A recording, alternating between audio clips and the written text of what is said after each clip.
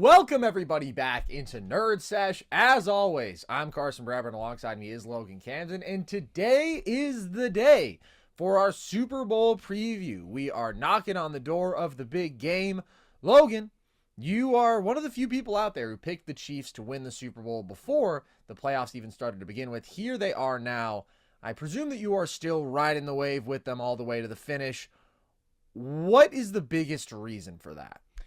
The biggest reason is the man under center, Patrick Mahomes. I feel like we can kind of beat that dead horse sometimes with Mahomes. Mahomes is the greatest football player I've ever watched, and I've come to that conclusion. He's not the greatest, as in legacy-wise. I think Tom Brady still holds that distinction, but Mahomes is the best quarterback I've ever seen. When you couple arm talent, composure, throws, play extension, the scrambling ability. Like, Mahomes is if you made a quarterback in a lab. That's number one. I mean, in his playoff career, he's 14-3 and 17 for playoff games, 4,800 passing yards, 283 passing yards per game, 39 TDs and 7 picks with a 106.3 QBR and a 67.4% completion percentage. It's going to be really hard to throw him off of his game. And you look at those three losses, how Mahomes has lost previous games in the playoffs. It has been due to immense pressure that he's faced. That Super Bowl against the Tampa Bay Buccaneers, thought they were going to run completely over the Buccaneers, down 3 offensive linemen. I've never seen Mahomes under duress like that. So the Niners have to get a ton of pressure, which I don't think is out of the question. I think it's possible. They've got to get timely and game-swinging turnovers. The Bengals got a ton of pressure, forced 2 picks on Mahomes, sacked him 4 times. And you probably got to get a little lucky. I referenced this on the show we did with Joel earlier today. The D Ford offsides won New England that AFC title game, right? So there's probably got to be a little luck, right? You think about some of the Chiefs' losses this year, too. The Kadarius Toney drops, the MVS drop in the Eagles game, right? All these big swings, the Niners probably got to get a little lucky, too. And at the end of the day, I wrote down a keys to victory for the Chiefs and for the 49ers, right? What has to go right in both of these scenarios for it to happen? My list for the 49ers had about 10 boxes that they needed to check. The one for the Chiefs had about 3. And because of that, I'm just not going to pick against them. I think it's kind of absurd right now, Carson, that Mahomes is an underdog in a Super Bowl, that he is an underdog once again in these playoffs. I'm not going to pick against Patrick Mahomes. And I'm not going to pick against Patrick Mahomes when he has a genius defensive coordinator and the best defense that he's ever had. That was my take coming into this season. I have never wavered from that. I wavered 1 week when I thought about the Bills, and then I said, that genuinely kept me up at night, Carson, and I'm glad it did. It disturbed me that I said that on the air, and I think it's the perfect football recipe. It is disturbing, and it is unsettling to bet against Patrick Mahomes, and you almost always pay for doing that. So I'm taking the Chiefs as well.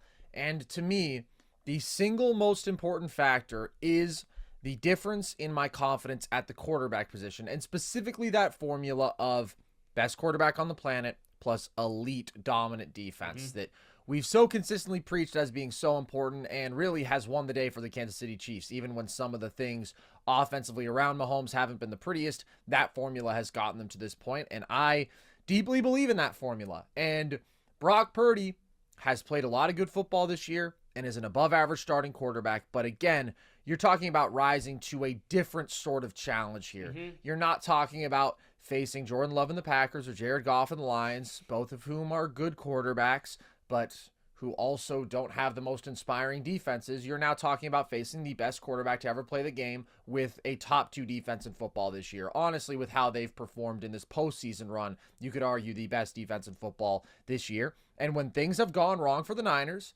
it has been because you've gotten bad Brock Purdy. In losses, he's thrown 3 touchdowns to 9 interceptions. He has been thrown off his rhythm. At times he's tried to do too much, and he has paid for that. He's been rattled in spots by the pressure. In wins, he's been basically perfect. I've shared these splats before, but it's just so crazy to have a split where in wins, you're 28 touchdowns to 2 picks, and in losses, you're playing statistically as like one of the worst quarterbacks in football. And over the last couple weeks, we've just seen enough sketchy football from Brock. He's gotten over it. He led a game-winning drive against the Packers. He made a bunch of awesome clutch plays in the second half against the Lions. But throughout that game against Green Bay, in the rain, Those balls were not getting out cleanly. He was missing easy throws. When those pockets got tight, when they were condensed and he was under some pressure, he didn't look comfortable. He was bailing or he was missing throws from in there. And against the Lions, he threw several dangerous balls, interceptable balls, that ultimately the defense didn't capitalize on. And I just don't think you're getting away with that sort of inconsistency against Patrick Mahomes and against this Chiefs defense. I think he needs to play a much cleaner football game. I don't think he necessarily has to carry them throughout. I think the Niners would be at their best really hammering the run game in this one, because this Chiefs run defense hasn't been that good, and this Niners run offense has been inevitably elite. It is their greatest strength as a football team. But I do think Purdy is going to have to make those few special plays. It's just very rare that a team wins the Super Bowl without their quarterback rising to that really impressive level, right? It's Mahomes in recent years. It's Tom Brady, Matt Stafford. Even if he didn't play the most perfect all-around game, he was an elite quarterback that year, and he made some huge plays. Game-winning drive, the famous no-look throw. You just need that guy who can unlock the ceiling, and especially in those late-game situations. I think Mahomes is going to always put the pressure on the other team and the other quarterback to lead that clutch drive. And against this defense, that's tough to do. And if you give Mahomes the ball back, then he's probably just going to score on you. And I do love this Kansas City defense. They are an elite team in terms of generating pressure, second in pressure rate this year. They are an elite coverage team. We've talked consistently about how loaded that secondary is. And Spagnuolo is one of the best defensive coordinators in the game. And especially in playoff settings, he just disrupts people. He throws them off their game. And there's going to be a couple of big-time blitzes that he dials up.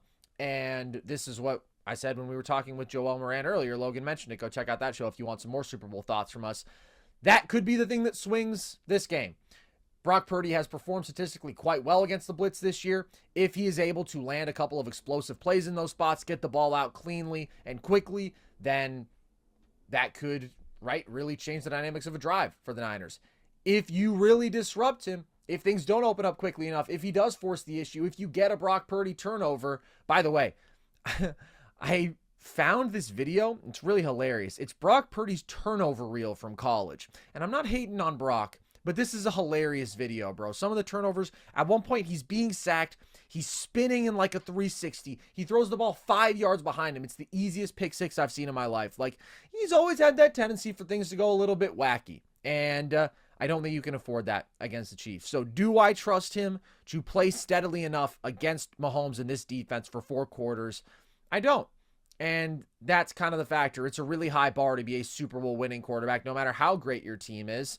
And also, the Niners defense, Logan, has shown some cracks. I still think it's a very good unit, but I don't love the secondary. And I think that we have seen teams run the football on them with some success. They're an average rushing defense in terms of efficiency allowed. And we saw the Lions, just dominate at the point of attack at the line of scrimmage in that first half. So, yeah, there's just a couple concerns with the Niners. And even though their ceiling is so high, and we saw for long stretches this year, they felt like the best team in football. They felt inevitable. They felt like a juggernaut. The Chiefs never felt like that in the regular season. But that formula is so dependable, and that's just what I'm buying in on.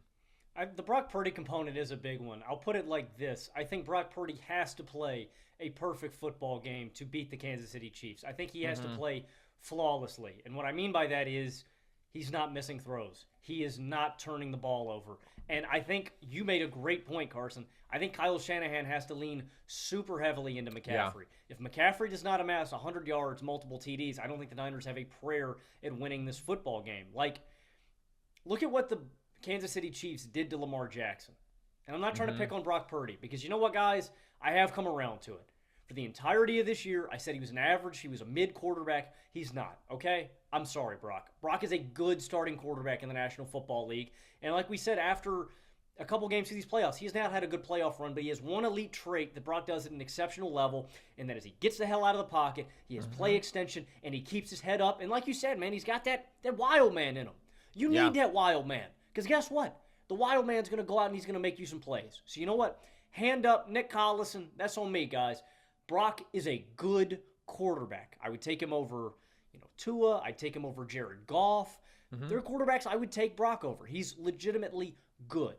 But I want you to take a look at what the Kansas City Chiefs defense did to Lamar Jackson. Now, you made a great point on Joel's show earlier, Carson, too, that the Ravens got themselves. They got completely away from their identity. They dropped Lamar back as a pocket passer. I completely put that on the shoulders of Todd Monken. So take that with a grain of salt, but still, they were able to hem up the MVP of the National Football League and hold an offense that he leads out to 10 points. Those are results.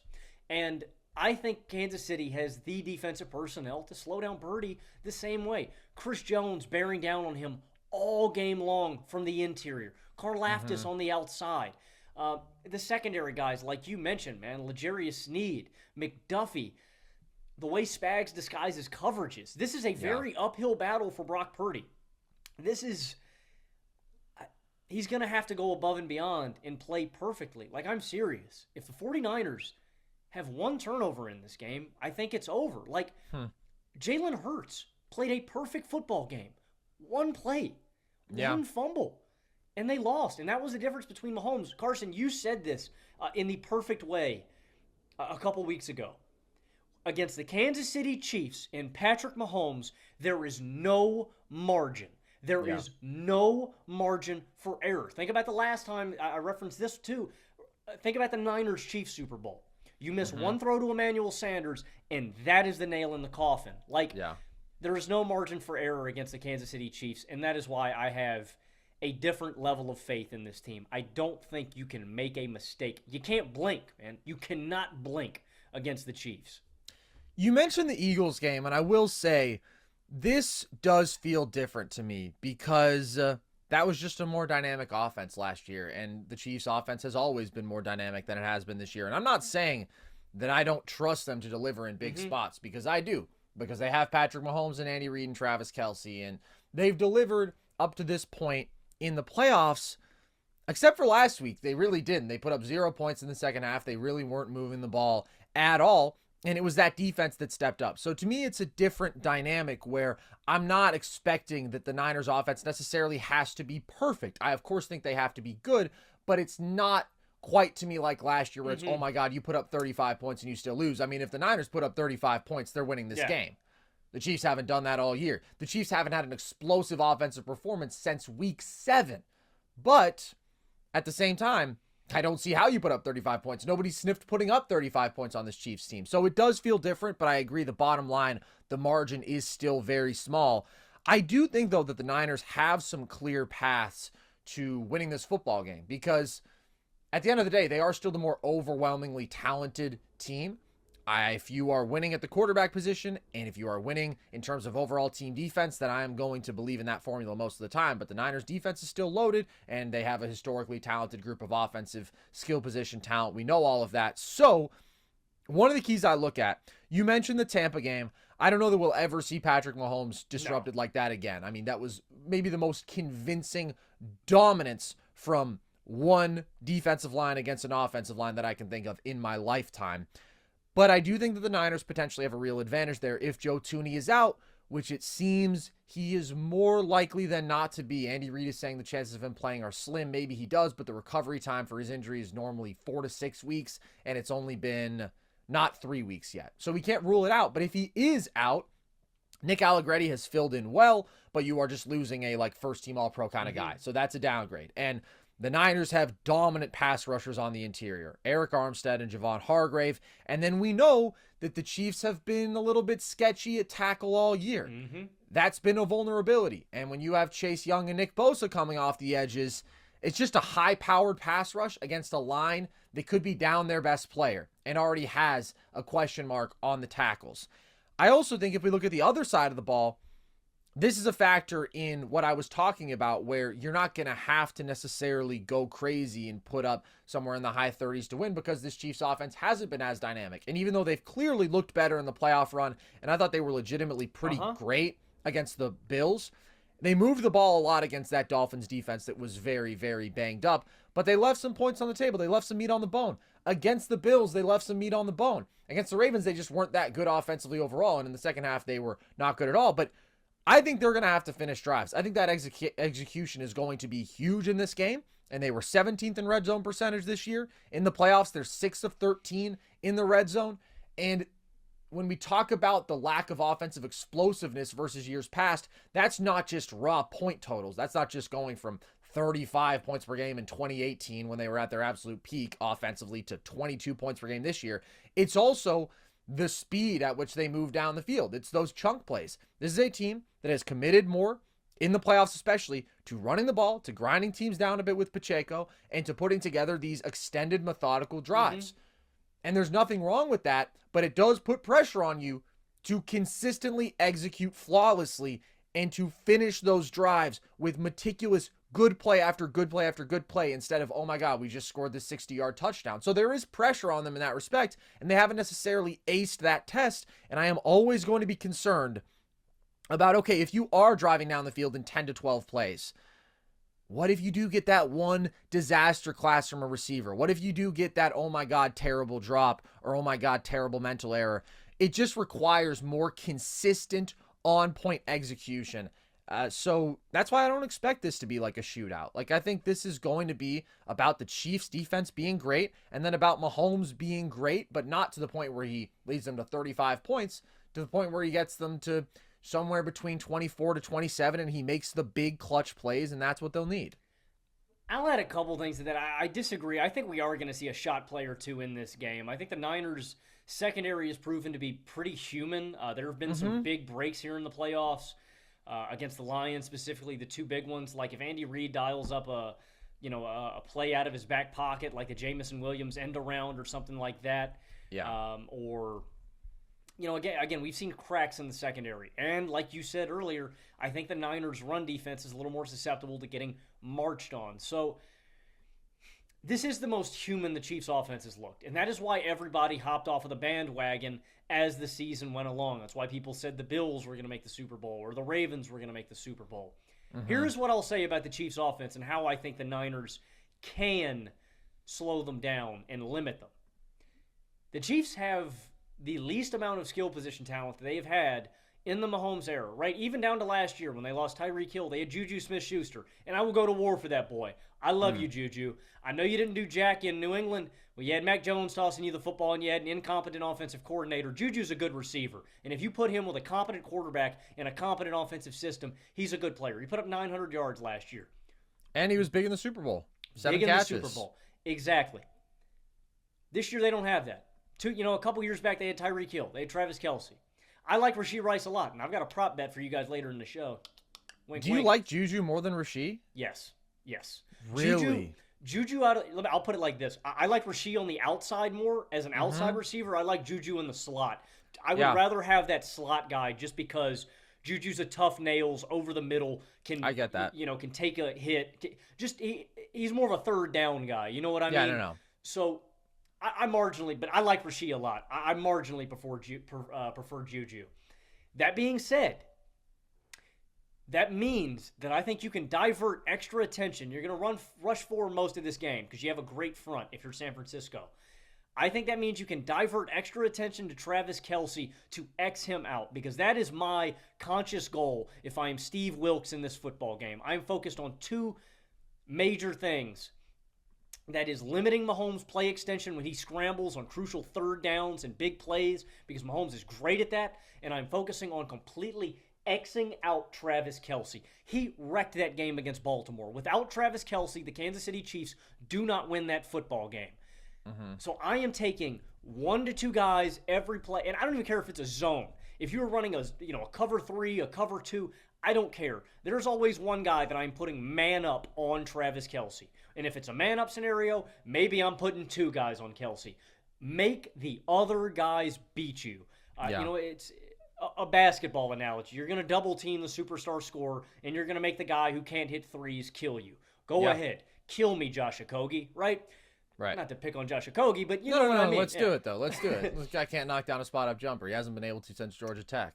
Exactly. So that is my goal if I'm the Niners, and that is how I think I most effectively can limit this attack. Pacheco's not going to break off a big run and kill me, right? Pacheco's going to grind out the game.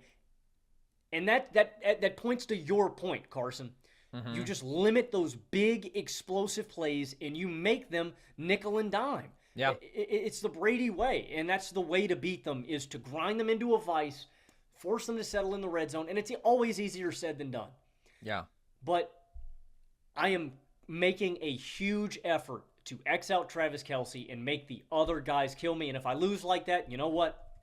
I'll go out like that. But I'm not letting Travis Kelce feast on me for 10 catches, 100 yards, and a TD. I think that you absolutely have to dial in on Kelce, and you have to try to make everybody else beat you. And the Niners have really good coverage linebackers, and I think that they should have a second guy, at least shadowing Kelce the entire game. I just think when it comes down to these big games, especially against zone defense, and that's what the Niners do. They run zone defense basically every down. Who is better at finding those soft spots? Who is better at finding the open space and converting on those big third downs? Just getting you the 8 to 10 yards when you need it than Travis Kelce. Nobody. And, dude, he's like improvisational, too. That's one of my favorite things about Kelce is that it's this beautiful thing between two receivers or a quarterback and a receiver when they played together for so long. It's like Peyton and Marvin. It's like Ben and AB. They just have this innate chemistry where they know, and it's deeper with Kelce and Mahomes because it's not just that they have the chemistry. It's that Kelce is one of the smartest in dissecting coverage and just knowing where to move, man. It's a special pairing. It totally is. And that's another thing, man.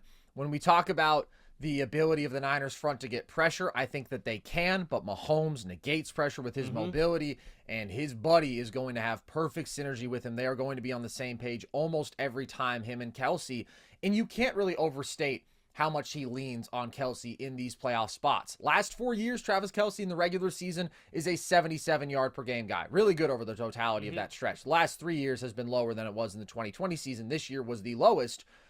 But over the last 4 postseasons, he is a 98-yard per game guy. Like, he is a historically productive playoff weapon, and that really has been kind of inevitable. Like, plenty of teams have tried to take Travis Kelce away. It is, as you say, Logan, a lot easier said than done, and I do think that the Niners will be able to mostly limit explosive plays. We did see the Chiefs unlock that explosive play to end the game because everybody was so fixated on Kelce that it opened things up over the top for MVS. But again, I pulled up some numbers here. Patrick Mahomes last year led the league in explosive passes, that's 20-plus yards, by 16. And he led the league in 40-plus yards passes. This season, he is 10th in 20-plus yard passes and 13th in 40-plus yard passes. So that's what I'm saying. Like, they're just not going to explode in the same way. But I do trust them to nickel and dime their way down the field. I mean, Patrick Mahomes, it was so funny. Last year, Logan, we still had the narrative that, like, oh, Mahomes is too mistake prone, and against these too high looks, oh, he's not the same quarterback. And it's like, no. We're past all of that. Every single criticism you guys have ever thrown at Mahomes is silly, and he has disproven with authority. So he can do it. He can put together as many composed, methodical drives as needed, and I maybe don't love this Chiefs offense, but I trust it. I trust it because they have Patrick Mahomes. He's Teflon, man. You can't touch him. Like, it's and he's been in so many of these big spots. Like, he's composed. And he's perfect almost every single time. Almost every time. Yeah, I would legitimately never bet against the guy. And that's what I come down to, man, is that I have keys for the 49ers. I have ways that the Niners can win this football game. They're very talented. I think you have to force one turnover. I think you have to swarm Travis Kelce. I think you have to stop Isaiah Pacheco. I think you have to run the hell out of the ball. I think Brock Purdy has to play a perfect game. And I think you have to get pressure and disguise the coverages. That's something that I would focus on if I was Steve Wilks, man. I know the Niners don't do a ton of it, right? The Spags and Mike McDonald, the Ravens and Chiefs, that was kind of their staple, is pre-rotating safeties at the line of scrimmage, rotating linebackers, etc. If I'm Steve Wilks, man, you have to dial up a special game plan for Mahomes, and that still might not be enough, man. I can't bring myself to do it. And I don't think that Steve Wilks is cooking that up, man. Maybe if they still had D'Amico, maybe if they still had Saleh, but as good as the personnel is, there's a reason the team results haven't been quite as dominant, quite as impressive this year, and I do think that it's a little bit of a lack of creativity at the defensive coordinator spot. And this is going to be a fun coaching battle, man. Huge. Like, we are going to see a lot of great coaches out there on the field. We have one of the great, if not the greatest play callers ever in Andy Reid. We have one of the great play callers of this generation who very well could be on the trajectory to be considered one of the all-time great guys. Certainly one of the all-time quarterback elevators already, what Kyle Shanahan has done producing elite offenses with Purdy, who's good, but is not in that elite tier, and with Jimmy G, who was not good, period, and they were still putting up their 30 points a game. Who do you like in that matchup? Which coaching staff do you trust more? It's a good question. I would say Kansas City, top to bottom. Spags is the difference maker for me, man. When you think about the Dragons that he slayed, obviously took down the undefeated Patriots team. He's just been in a lot of different spots, man, and there's merit to what I think is the most impressive thing about Steve Spagnuolo is this season, how the Chiefs have come out of second halves and been so dominant. There has been no team better at making in-game adjustments after getting tape in the first half than Kansas City. I mean, they just shut you down. They put you in a vice and they shut you down. I think we're looking at a battle of the Titans. Shanahan, and this is why I wonder if Shanahan has a trick up his sleeve, because how do I put this? Not that the Chiefs aren't throwing in the towel or that the Chiefs have less to play for. Shanahan needs this win. Oh, yeah. And we stressed this on Joel's show earlier. Shanahan's legacy is the biggest legacy on the line. If Mahomes loses this Super Bowl, doesn't matter. He's still the most talented quarterback in NFL history, right? And they're going to be back, I would presume. Knock on wood, right?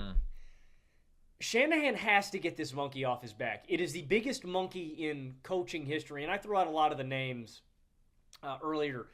From Bill Cowher, who would get to the AFC title game, and then he'd lose to Stan Humphries and the Chargers. If it was Dan Reeves, he'd get his team to the big game, and then they'd get blown out by 6 touchdowns. You know, that's not an exaggeration. He would get blown out by 40 points. Yeah. You know, you have Andy Reid, who this monkey was on his back for years. They'd get to the NFC title game, lose with Donovan McNabb, or get to the Super Bowl against Brady, and, you know, you just lose. Like, it's the final hurdle for any great coach. Especially for one like Kyle Shanahan, who has been knocking on the doorstep year after year with these Niners teams. It's the final one, and what I'm saying is that I think Shanahan is going to have, this is the deepest his bag's ever going to be. You know what I mean? If there's a game, think about how Bill Cowher finally got that monkey off his back. It took a bogus touchdown from Ben Roethlisberger in the red zone, and it took him dialing up a flea flicker with Hines Ward and Antoine Randall. Yeah. You know, it's Bill Cowher dialed up an onside kick in the Super Bowl in Super Bowl 30 that nobody ever talks about. They always point to the Sean Payton one because the Saints won the game. Bill Cowher invented that play, right? When these guys get to the pinnacle, they get to the big game, it is a time to pull out all the stops. It is time to break out every play in the playbook. What I'm saying is that Kyle Shanahan is going to come into this game prepared. He is going to have tricks up his sleeve. He is going to have plays ready to go. Because I don't think Kyle Shanahan can endure another one. This is going to be another offseason where the narrative is Shanahan's a choker. Shanahan's a loser in the biggest games. That's just not the case. But we have to be black or we have to be white. There's no gray area. You know what I mean? There's no middle need to bring ground. race into it, but we always have to pick one side of the spectrum. And it's going to be determined if he wins or loses. Kyle Shanahan's legacy is the biggest legacy on the line in this football game, and I think he's gonna come in prepared. That's interesting. I don't know if I totally agree, and maybe I am easier on Shanahan than most people, but you talk about the guys who had to get the monkeys off their backs, respectively. The reality is that to win the Super Bowl, especially today, great quarterback play is almost essential. You basically need it. And Andy Reid was doing his thing for years and years and years. And Donovan McNabb was really good, but he wins it when he gets Patrick Mahomes, the generational quarterback talent. And now the perspective on him is totally flipped when in reality, way different. He was a pretty great coach the entire time. You mentioned Bill Cowher, Logan. Pretty hard to win a Super Bowl with Neil O'Donnell. And like, I'm not even saying that. Yeah, I'm not saying that second year Ben was even all that great, but he was certainly the best quarterback that he had. And so he made the plays that they needed him to make. And he made the plays that they needed him to make, and that's what any quarterback has to do to win a game. So when I look at Kyle Shanahan, I'm just like, how can we grill this guy because Jimmy G misses a throw, or because last year he literally had to call upon Josh Johnson in a championship game? I just think the track Mm-hmm. record and the notion that like Shanahan is costing his team in these spots, to me it's misguided. To me it's inaccurate. I think it's so impressive that they've been here so consistently, Mm-hmm. dude. This is 4 championships in the last 5 years, 4 championship appearances. That's ridiculous. I think Shanahan bears responsibility for some of the games this postseason. Obviously, they don't lose. That haven't been the best coach games by Shanahan. And then I do think that he obviously bears the brunt of that responsibility for the Falcons-Pats game. Yeah. They continue to throw the ball. I completely agree with you, though. I mean, I'm picking my brain right now. There's arguably no other coach that has done more with less at the quarterback position than Kyle Shanahan. I mean, I can't think of a guy that has overachieved this consistently. And granted, yes, the rosters are loaded. The coordinators are really good. But you're right. The rule always was this, that you have to have an elite quarterback to do this thing. Yeah. And he's doing it with Brock. And Brock's a good quarterback. I don't paint that picture that he's shitty. Yeah. But he's doing it with Brock Purdy and Jimmy Garoppolo. And he's winning games with Nick Mullins. Right. There's arguably no greater, floor raiser from a QB. And again, like think about that. Shanahan got this kid prepared. I'm not saying that Purdy wouldn't have been good anywhere else, but to take a guy who was the last pick in the draft and you run the table with the kid, man, it's unheard of.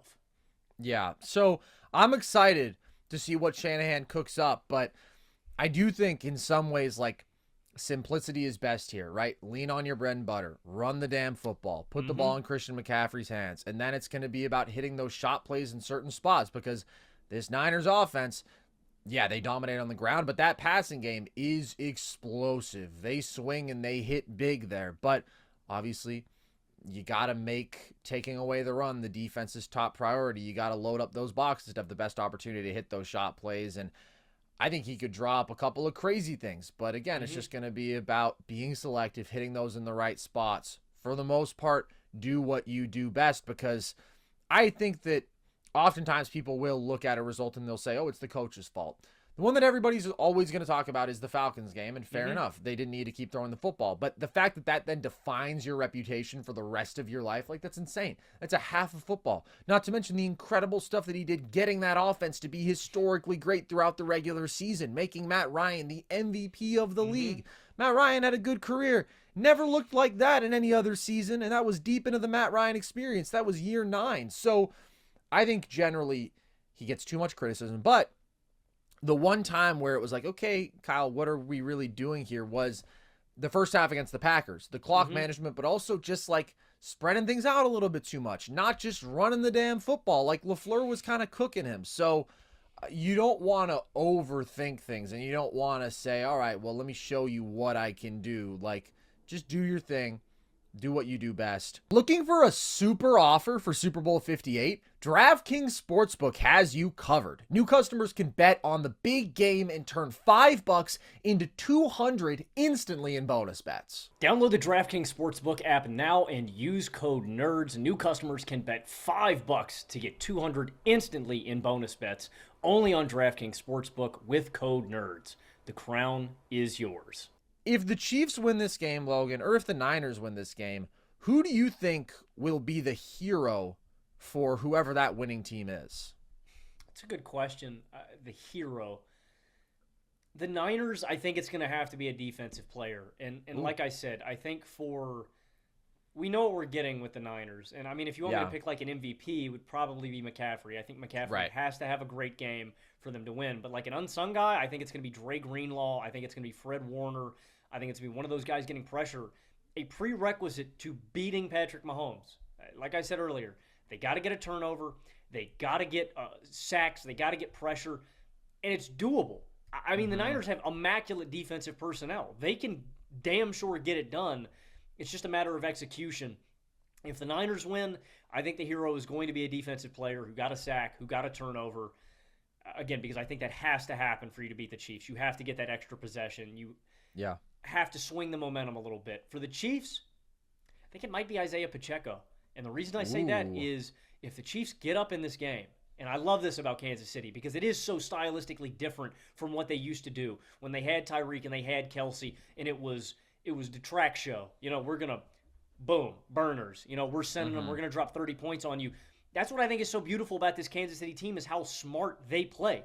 The entirety of that second half on Baltimore, they had a touchdown lead. In every possession, they said, we're just going to burn time off the clock. Our defense has been eating. We're going to let them keep eating. We're going to burn this clock. We're going to burn this clock. And it worked. When Kansas City gets up in games, they know how to manage those leads.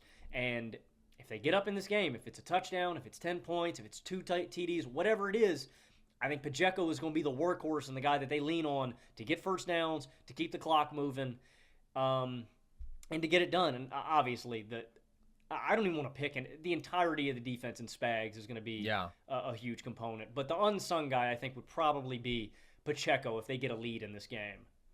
I think it's pretty obvious that the best player on the field for these two teams I would expect to be Patrick Mahomes and Christian McCaffrey, respectively. I think McCaffrey can do a whole lot to put them in a position to succeed offensively and to be in the spot where the game is within reach.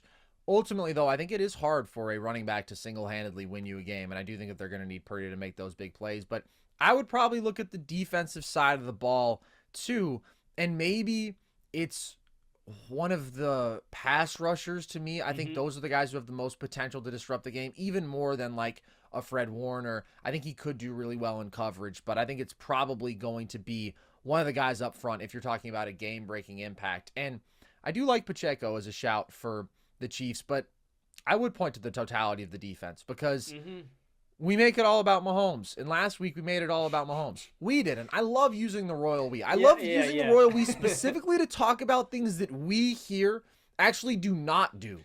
I don't know. I guess I feel some great sense of community, and I want to take responsibility for every bad take and bad narrative that's out there. But the general public and NFL media after last week talked about the inevitability of Patrick Mahomes, and Patrick Mahomes is inevitable, and he's the best player to ever play football, in my opinion, but it was the defense. It was the defense that held a great offense to 10 points. It was the same defense that held Miami to 7 points, a Miami offense that, had its issues, primarily Tua Tagovailoa, and the weather wasn't good, but they were healthy, and that had been such a dynamic offense throughout the regular season, and the Chiefs just ate them alive. People know that this Chiefs defense is really good, but I still think it probably doesn't get enough credit in terms of how vital to their success as a team it is, because they have been a better defense than an offense almost every single week of the year. So it's just unbelievable what they've done on that side of the ball. And again, that's like the biggest reason that I believe in this Chiefs team, along with, of course, Mahomes. But I would say my score prediction is Chiefs 26-20. And I think holding the Niners to 20 points in a game like this is a hell of an accomplishment. Yeah, I'm aligned with you, and I know you got on me for the Ravens game for predicting a little bit more of a blowout. I'll go ahead and I'll be the guy again. I'm picking a 10-point victory for Kansas City. I'm going to say 31-21, and my justification is, one, I do think if they hold the Niners to 20, 21 or less, oh my God. I mean, immaculate performance from this defense. Yeah. But two, I do worry about the cracks in the armor of this secondary, of a shot play popping off or something like that. And that's why I'm going to go with the 10-point victory. It's not a classic Mahomes air it out, dominate, but I think it's I think they connect on a few of those big plays that break the game open. So I'm going to go with a 10-point victory for Kansas City. It is interesting to me that you keep betting on that offense to put up 30. I think you picked it against the Bills. I did. I picked it against Baltimore, I'm pretty sure. Hasn't happened since week 12 against the Raiders, Logan. Raiders. The Raiders. That is 9 straight games in which they haven't gone above 27. I don't think that they're going to go crazy. And if a team was to win this game in blowout fashion, I would expect it to be the Niners. Just because when I think about blowouts, dude, it's very rare to me that an individual player can lead you to a blowout. So it would probably be something like Bucks Chiefs 2.0. I went into that game so confident that the Chiefs were going to win and win comfortably.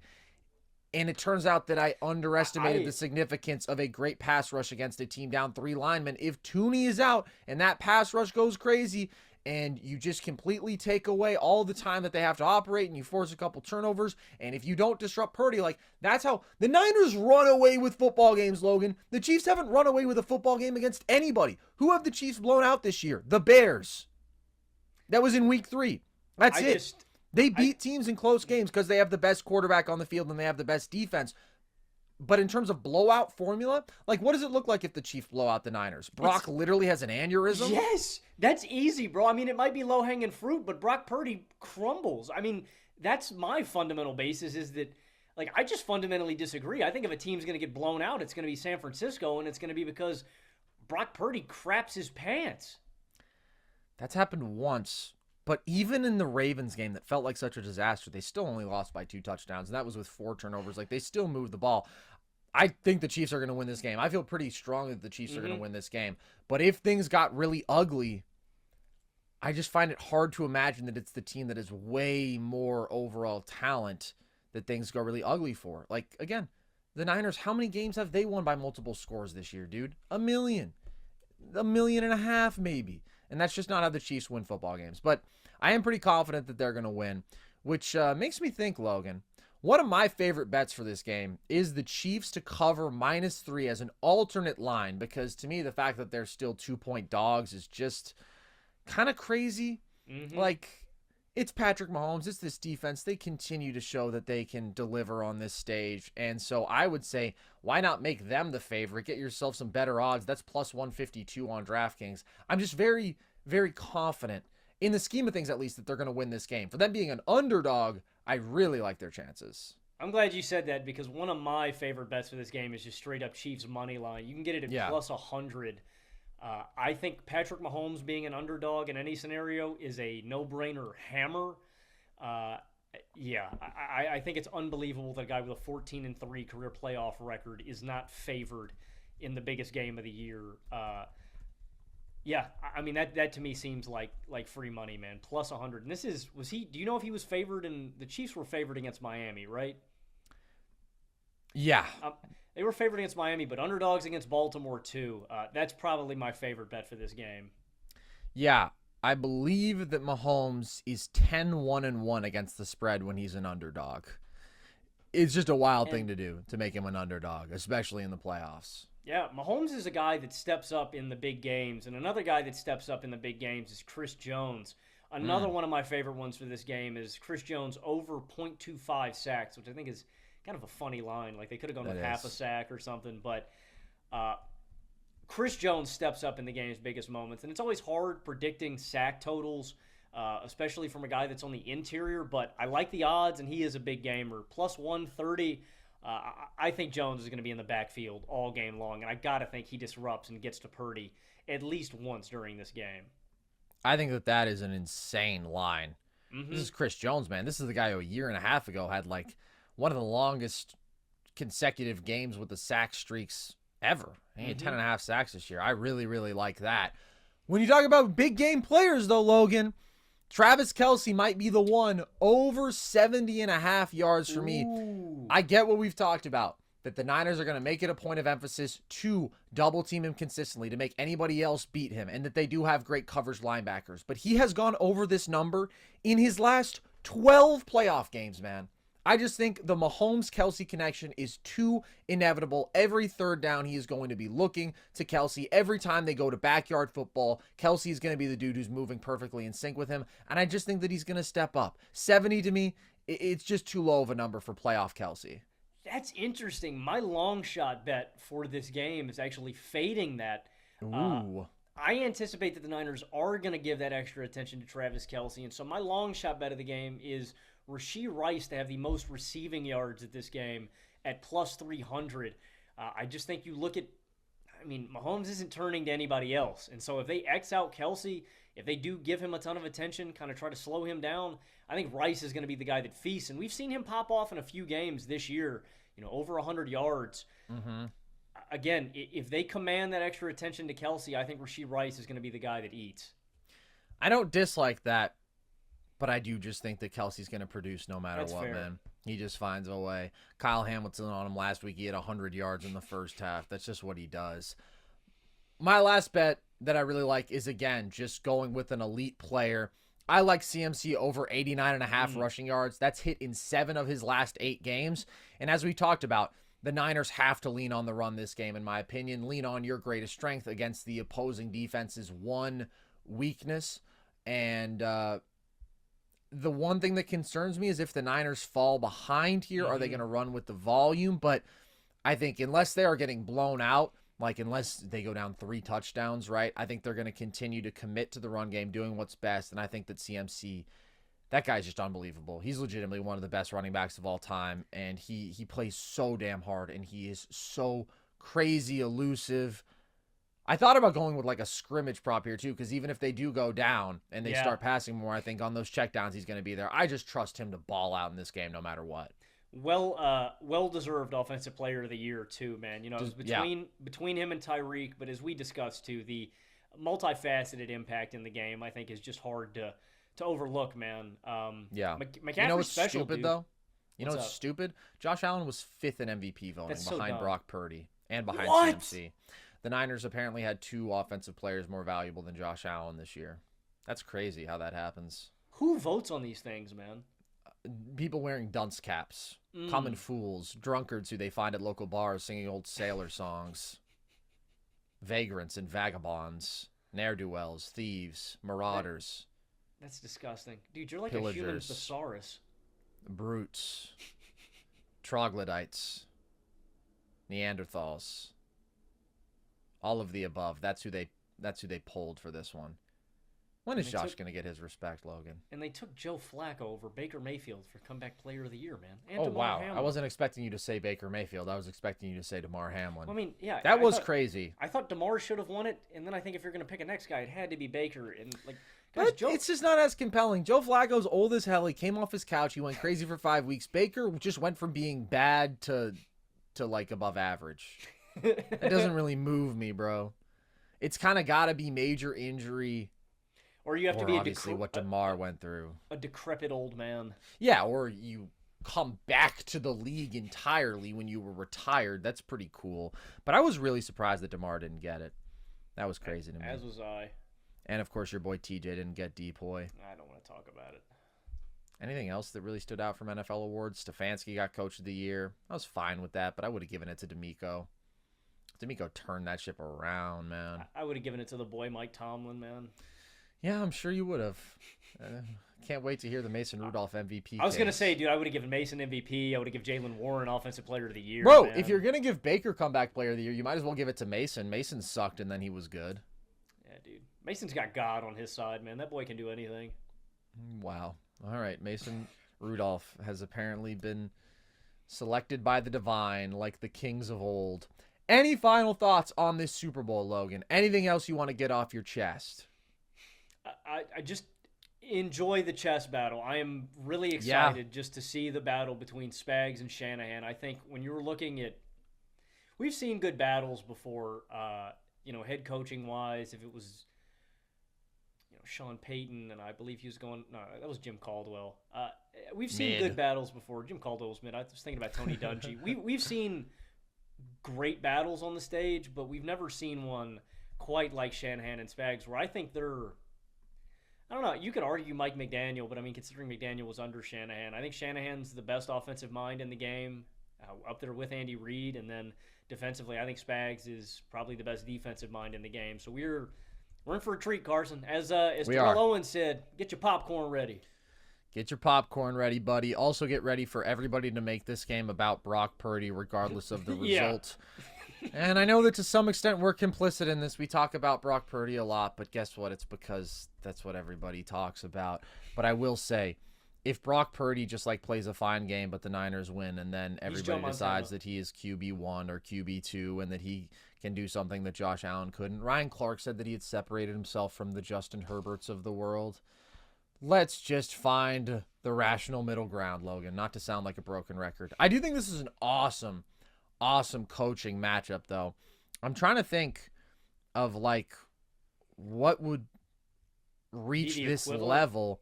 The Harbaughs, that was a pretty epic coaching battle. Those are two great coaches. I know that Jim didn't have the historic stature within the sport because he coached 4 years, but I'll be damned if he didn't ball out in those 4 years. McVay and Zach Taylor does not belong on those tiers. Belichick, maybe. McVay Belichick, that was a pretty sweet one. And that was a similar vibe in terms of young and up-and-coming guy who hasn't done it. Shanahan's been around longer versus, like, long-tenured GOAT tier kind of guy. I know but that was also fun because it was offensive genius, young offensive genius versus old defensive mastermind. That was pretty cool. My favorite Super Bowl ever, 43, Wisenhunt was a former Steelers coordinator on the roster and then took on the Steelers as the head coach against Bruce Arians, Dick LeBeau. Like top to bottom, that was a top-tier coaching battle. Yeah, insane to bring up Ken Wisenhunt, though. What a mid-coach. Ken Wisenhunt, one fairy tale run. He's a good Ken offensive Wisenhunt. guy. I mean, it was more Kurt Warner than anything, but shout out Ken Wisenhunt. He's a good Steeler. He contributed to the Kurt resurgence, but I don't know, man. When I think of Ken Wisenhunt, I think a whole lot of mid teams. I think a whole lot of mediocrity. I think those terrible Titans teams. So I'm not mentioning him in the same breath as these other dudes. Sorry, Ken. I can't believe Eric Bieniemy's a free agent again, man. I think the Chiefs should just bring him back.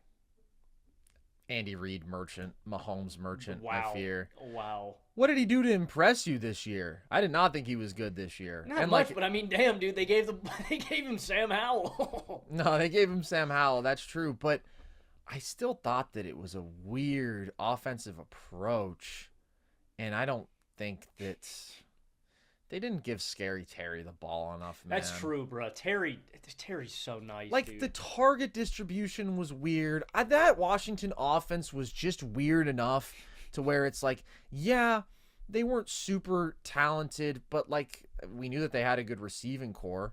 And Brian Robinson, I actually thought, played pretty well when he was out there. And they still sucked offensively. Yeah, you have Sam Howell, but I don't think that Bieniemy exactly proved himself like he was looking to when he was like, I don't even need to be a head coach. I'll just go do it as an OC somewhere else. I'm not a Mahomes Andy Reid merchant. I fear you may be, Eric. I fear you may be stamped. But, you know, he's got a lot of time left in the league. We'll see. Bring him back, man. What's the downside? There's no downside, but that would be kind of sad for him. That's like Josh McDaniels, bro, or Matt Patricia, these Patriots losers who keep leaving and coming back, and then people think like, whoa, this guy, he's got the Belichick culture, and then they're a disaster. No, they're Belichick merchants. Dude, Bill O'Brien. It's like any team hiring Marvin Lewis. It's like, I know you're cooked.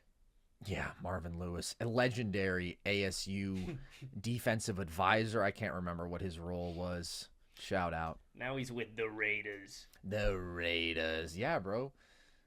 Because of AP, I bet. Wait, did they just bring him on, True. Marvin Lewis? No, they did. It was very That's recently. definitely AP. That's definitely AP then. Yeah. All right, there you go. A little bit of Marvin Lewis talk to send you guys into the Super Bowl. Hope you enjoyed this one. As always, you can find all of our full shows on the Nerd Sesh YouTube page with video. You can also find this new trivia show that we started, the Trivia Gauntlet. We've done one episode, another one coming out soon. You can find the video breakdowns, video essays that we do. They're like 10, 12 minutes. I did one on Brandon Miller this week, a little bit more intensive, film-heavy stuff.